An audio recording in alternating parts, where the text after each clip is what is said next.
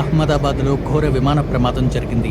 Air ఇండియాకు చెందిన passenger flight takeoff అయిన కొద్దిసేపటికే నివాస ప్రాంతంలో కూలిపోయింది. ఎయిర్పోర్టు ప్రాంతానికి బయట దట్టమైన పొగ కనిపించిందని టెర్మినల్ 1 మేనేజర్ బీబీసీతో చెప్పారు. ఆ తర్వాత వెంటనే సహాయ బృందం అక్కడికి బయలుదేరిందని అన్నారు.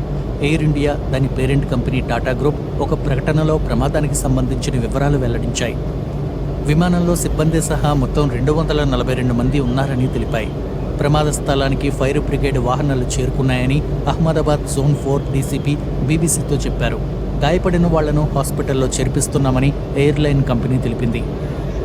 ఎయిర్ ఇండియా ఫ్లైట్ AI-171 మధ్యాహ్నం 1:39 అహ్మదాబాద్లోని సర్దార్ వల్లభాయ్ ఇంటర్నేషనల్ ఎయిర్పోర్ట్ నుంచి బయలుదేరింది. ఇది లండన్లోని గాట్విక్ విమానాశ్రయానికి స్థానిక కాలమానం ప్రకారం సాయంత్రం 6:25 చేరుకోవాల్సింది.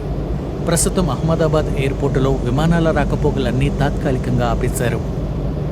ఎయిర్ ట్రాఫిక్ను పర్యవేక్షించే Flightradar 24 social media platform Xలో ఈ ప్రమాదం గురించి పేర్కొంది. అహ్మదాబాద్ నుండి లండన్కు వెళ్లే ఎయిర్ ఇండియా విమానం AI-171 కూలిపోయినట్లు సమాచారం అందింది. టేకాఫ్ అయిన కొన్ని సెకండ్ల తర్వాత మాకు చివరి సిగ్నల్ అందింది అని రాసింది. కేంద్ర హోంమంత్రి అమిత్ షా, గుజరాత్ ముఖ్యమంత్రి, హోంమంత్రి, పోలీస్ కమిషనర్లతో మాట్లాడారు. ఈ ప్రమాద ఘటన సహాయ కార్యక్రమాల్లో కేంద్ర ప్రభుత్వం నుంచి పూర్తి సహకారం అందిస్తామని అమిత్ షా హామీ ఇచ్చారు. ఇక మరో వార్త, ప్రమాద సమయంలో విమానంలో సిబ్బంది సహా 242 మంది ఉన్నారని పౌర విమానయాన శాఖ అధిపతి తెలిపారు. ఈ బోయింగ్ డ్రీమ్ లైనర్ 7878 విమానంలో 169 మంది భారతీయ పౌరులుండగా 53 మంది బ్రిటిష్ పౌరులు, ఒక కెనడా వ్యక్తి, 7 పోర్చుగీస్ జాతీయులు ఉన్నట్టు తెలిసింది.